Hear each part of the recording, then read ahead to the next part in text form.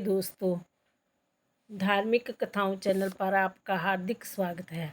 आज मैं आपको श्रीमद् भागवत गीता का दूसरा अध्याय सुनाने जा रही हूँ। द्वितीय तिथि का श्राद्ध दिन सोमवार 12 तारीख रात के 11:37 तक है। इसके बाद तिथि लग जाएगी। दूसरे अध्याय शुरू करने जा रही हूँ। संजय बोले, हे धृतराष्ट्र। तब श्री कृष्ण दयायुक्त नेत्रों में आंसू भरकर व्याकुल चित्त अर्जुन से बोले, हे अर्जुन, अनर्थ के सेवन करने योग्य अपयश कारक नरक में गिराने वाला मोह इस समय तुम्हारे मन में कहाँ से आया? तुम कैर मत बनो, यह शोभा नहीं देता। तुम हृदय की दुर्बलता को त्याग कर युद्ध के निमित्त खड़े हो जाओ। अर्जुन ने कहा, हे मधुसूदन, मैं रण में पूज्य भीष्म और द्रोणाचार्य के ऊपर बाण प्रहार कर कैसे युद्ध करूंगा? इस लोक में महात्मा गुरुजनों को नाश ताकर भीख मांग भोजन करना उत्तम है, और अर्थ की कामना के लिए गुरुजनों को मारकर उनके रक्त से सने भोगों को भोगूंगा।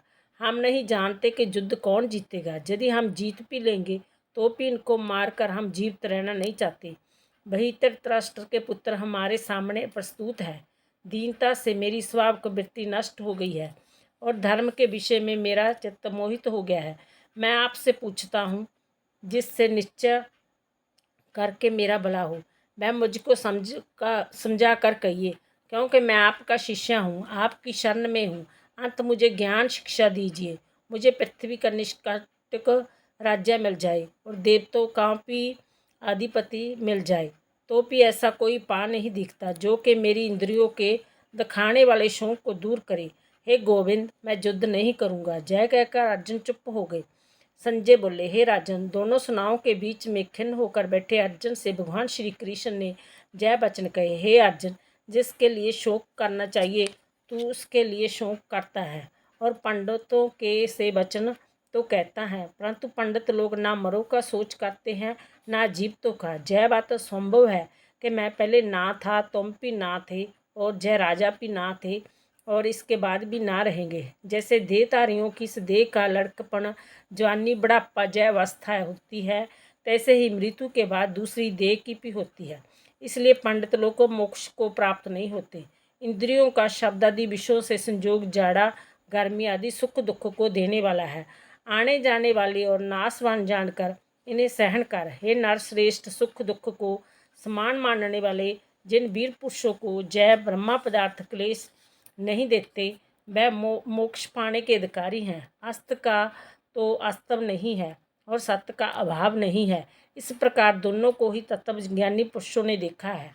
जिससे जय सारा संसार व्याप्त है, उसका विनाश करने में कोई समर्था नहीं है। इस विनाशी अचित्य और नित्य जीव आत्मा के जय सब श्री नाशवन है। अंतएव हे भारत, तुम युद्ध करो। जो पुरुष इस आत्मा को मारने वाला अथवा जो मारने वाला मानते हैं, वह दोनों ही ज्ञानी नहीं है, क्योंकि जय आत्मा ना मारती है ना मरती है। आत्मा ना कभी जन्मती है ना मृत्यु को प्राप्त होती है, ना कभी जन्मी थी ना कभी मरेगी। जय अजन्मी, नित्य, कभी ना कटने बढ़ने वाली और सनातन है। श्री नष्ट होने पर भी वह नाश को प्राप्त नहीं होती। जो पुरुष इस आत्मा को नित्य विनाशी निरवकार और जन्मा जानता है, वह किसको घात करावेगा और किसको मारेगा। जिस प्रकार मनुष्य पुराने वस्त्र फेंक कर नया वस्त्र ग्रहण करता है, उसी प्रकार आत्मा पुरानी देह को छोड़कर नई देह धारण करती है। आत्मा को शस्त्र काट नहीं सकते, अग्नि जला नहीं सकती, जल भिगो नहीं सकता, ना भीग जा गल सकती है, ना सूख सकती है। जय अविनाशी, सर्वव्यापी, स्थिर, अचल और सनातन है। जय इंद्रियों से जाना नहीं जा सकता, जय कल्पना से भी परे है, और इसमें हेर फेर नहीं हो सकता। इसलिए ऐसा जानते हुए तुम्हें शोक करना चित्त नहीं है। हे महाबहु, यदि तुम इस आत्मा को नित्य जन्म लेने वाला मानते हो तो भी शोक नहीं करना चाहिए, क्योंकि जो जन्म है उसकी मृत्यु है, और जिसकी मृत्यु हुई है उसका जन्म होना निश्चित है। अंत जो बात अनिवार्य है उसके लिए सोच करना व्यर्थ है। जन्म लेने से पहले क्या था किसी को मालूम नहीं। मध्य में कुछ प्रकट होता है, फिर मरने के पीछे क्या होगा कोई नहीं जानता। ऐसी दशा में किसी बात का सोच करना क्या तुमको उचित है? कोई मनुष्य तो इस आत्मा को आश्चर्य से देखता है, आश्चर्यवत वर्णन करता है, कोई आश्चर्यवत मानकर सुनता है, परंतु कोई देख कर व सुनकर भी बलि प्रकार नहीं जानता। सबके शरीर में जय आत्मा नित्य अविनाशी है। इस कारण सब प्राणियों के लिए तुमको सोच करना चित्त नहीं, अपने धर्म को भी सोचकर घबराना चित्त नहीं, क्योंकि क्षत्रियों को धर्मपूर्वक युद्ध से बड़ा और कुछ भला करने वाला नहीं। हे पार्थ, बिना इच्छा किए स्वर्ग का द्वार रूप युद्ध तुमको स्वयं प्राप्त हुआ है। ऐसा सुअवसर भाग्यवान क्षत्रियों को ही मिलता है। अपने धर्म के अनुसार इस संग्राम को ना करेंगे तो अपना धर्म और बढ़ाई खो बैठोगे, पाप को प्राप्त होगे। सब लोग सदा तुम्हारी अपकीर्ति करेंगे और प्रतिष्ठा वाले पुरुषों के लिए अपजश का होना मृत्यु से भी बढ़कर है। जब महारथी समझेंगे कि अर्जुन डरकर संग्राम से हट गया, और अब तक जो लोग तुम्हारे प्रकर्म की प्रशंसा करते हैं वही नेक तरह के दुर्वचन कहेंगे। इससे बढ़कर दुख तुमको क्या होगा? यदि युद्ध में नष्ट होगे तो स्वर्ग के भागी होंगे, जीतने पर पृथ्वी का राज्य करोगे। इसलिए युद्ध के निमित्त दृढ़ प्रतिज्ञा होकर खड़े हो जाओ। सुख दुख लाभ हानि जय प्रजय इन सब को समान समझकर युद्ध के लिए तैयार हो जाओ। ऐसा करने से तुम पाप को प्राप्त नहीं होंगे।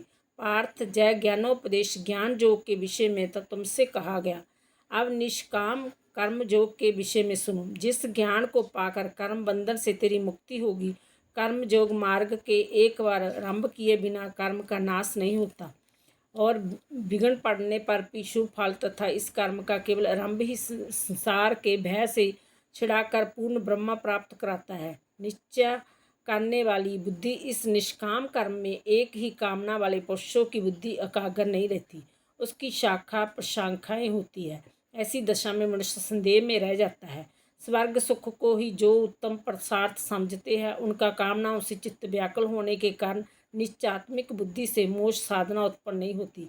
कारण है कि उनका चित्त भोग आदि में सदैव निमग्न रहता है। जिन पुरुषों का चित्त इस प्रकार मोह में जिन मनुष्यों का चित्त इस प्रकार मोह में लिप्त है और जिनकी आस्तिक भोग विलास और ऐश्वर्य में है, ऐसे पुरुषों के अंतःकरण में निश्चात्मिक बुद्धि नहीं होती। हे अर्जुन, वेद त्रिगुणात्मिक है, तुम निष्काम हो जाओ। सुख दुख को समान जानकर नित्य क्षेम आदि पदार्थों स्वार्थों में ना पड़कर धीर्यवान और आत्मनिष्ठ हो। तुमको केवल कर्म करना चाहिए, तुम्हारे अधिकार में फल नहीं। तुम ना तो फल की अभिलाषा से काम करो और ना निकम्मे ही रहो। फल की आशा त्याग कर कर्म की सफलता को समान समझकर तुम योग सत होकर कर्म करो। फल की इच्छा रखने वाले निकृष्ट होते हैं। निष्काम कर्म करने वाले पुरुष ईश्वर कृपा से इसी संसार में सुकृत तथा दुष्कृत इन दोनों का ही त्याग कर देता है। जो सब कर्मों में कल्याणकारक है, कर्म फल को त्याग कर ही बुद्धि युक्त ज्ञान जब पुरुष जन्म बंधन से हटकर मोक्ष को पाते हैं। जब तुम्हारी बुद्धि मोह बन के बाहर निकल जाएगी, तब तुम्हारा मन आगे सुनी तथा हुई बातों से व्यतिक हो जाएगा। अनेक श्रुति स्मृतियों के वचनों को सुनाने से तुम्हारी बुद्धि परमित हो गई है। जिस समय वह निश्चय होकर आत्मा में निश्चल होगी, तभी उनको तत्व ज्ञान प्राप्त होगा। अर्जुन ने पूछा, हे केशव, आत्मा स्वरूप में निश्चल बुद्धि वाला किसको कहा है? उनके लक्षण क्या है? श्री कृष्ण जी बोले, हे अर्जुन, जो महात्मा पुरुष मन की कामनाओं को त्याग देता है और अपने आप ही से प्रसन्न रहता है, उसको निश्चल बुद्धि वाला कहते हैं। दुख में जिसके मन में खेद नहीं होता, सुख में जिसको आस्तिक नहीं होती तथा प्रीति भय क्रोध जिसके जाते रहते हैं, वह महात्मा स्थिर बुद्धि वाला मुनि कहलाता है। जो स्वतंत्र स्नेह करता है, जो शुभ पदार्थ प्राप्त होने पर हर्ष नहीं करता, शुभ से अप्रसन्न नहीं होता, उसी को स्थिर बुद्धि जानना चाहिए। और कछुआ जैसे अपने अंगों को कोड़ लेता है, उसी तरह जो पुरुष अपनी इंद्रियों को विषय से हटाता है, उसकी बुद्धि स्थिर जाननी चाहिए। हे अर्जुन, मोक्ष का प्रयत्न करने वाले विद्वान व्यक्ति को प्रबल इंद्रियां बलात्कार द्वारा उसके मन को जीत लेती है। इसलिए सब इंद्रियों को विषय से रोक मेरे विषय में तत्पर हो जाओ। जिसने इंद्रियों को वश में कर लिया उसकी बुद्धि निश्चल है। जो पुरुष विषयों के ध्यान में रहता है, उसमें उसकी प्राप्ति हो जाती है। प्राप्ति होने से कामना होती है। इच्छा के पूर्ण ना होने से क्रोध से अविवेक होता है। अविवेक से स्मरण शक्ति नष्ट हो जाती है। जिसकी बुद्धि का नाश हुआ है, वह विनाश को प्राप्त हुआ है। जो पुरुष राग द्वेष से रहित हो, इंद्रियों के विषय सुख अनुभव करता है और अपने मन को वश में रखता है, वह शांति को प्राप्त होता है। शांति मिलने से सब सुखों का नाश होता है। प्रसन्न चित्त वाले की बुद्धि तुरंत निश्चल हो जाती है। जो पुरुष योग युक्त नहीं है, उनको निश्चल बुद्धि उत्पन्न नहीं होती। भावना को ना होने से शांति प्राप्त नहीं होती है। शांत को सुख कहाँ से मिलेगा? इस कारण हे महाबाहु, जिसने इंद्रियों को विषय से सर्वदा रोक रखा है उसी की बुद्धि स्थिर है। जब प्राणियों की रात होती है उसमें संयमी जागता रहता है, और प्राणी मात्र जिसमें जागते हैं मुनिजनों की वह रात्रि होती है। जल से भरे पूर्ण समुद्र में जल भरने पर भी वह अपनी मर्यादा पर ही रहता है। उसी तरह जिस पुरुष में इच्छा न रहने पर भी सब विषय भोग प्रवेश करते हैं उसी को शांति मिलती है। विषय की इच्छा करने वाले को शांति नहीं मिलती। जो पुरुष सब कामनाओं को छोड़कर इच्छा रहित हो विचरता है, ममता अहंकार जिसमें नहीं है, वह शांति को प्राप्त होता है। पार्थ, ब्रह्म स्थिति यही है। ऐसी स्थिति मिल जाने पर प्राणी फिर मोह में नहीं फंसता और अंत समय में निर्वाण ब्रह्मा को प्राप्त होता है। सुनने से इस लोक में सुख प्राप्त होता है और परलोक में मोक्ष की प्राप्ति होती है। प्यारे दोस्तों, कमेंट बॉक्स में राधे राधे लिखना ना भूलें। यदि मेरी वीडियो लाइक और सब्सक्राइब नहीं की तो प्लीज़ लाइक और सब्सक्राइब कीजिए। धन्यवाद।